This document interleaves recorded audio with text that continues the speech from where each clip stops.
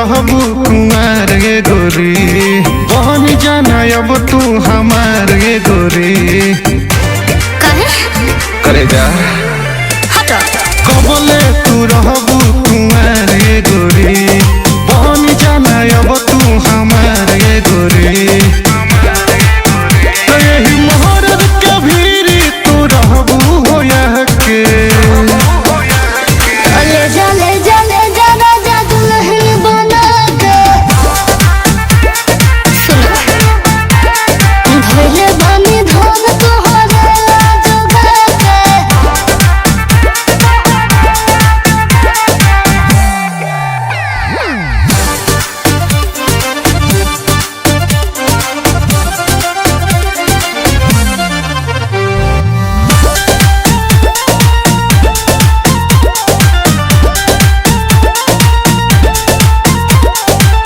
Love के पढ़ाई तू कैलू हमारा साथे, लागत कि चल जैबू दूसरा के हाथ।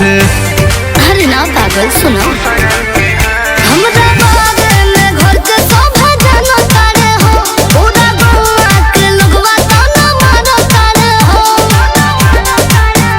अपना घरवा के लोगवा के देखो बना के। अच्छा ले जा राजा दुल्हन बना के।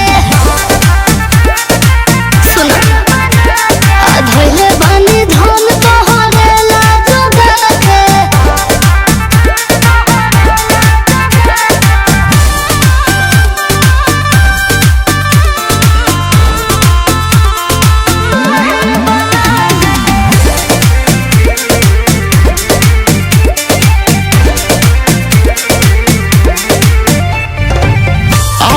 करे जब हमरा से भेंट हो, पापा से बात करके शादी कल सेट हो।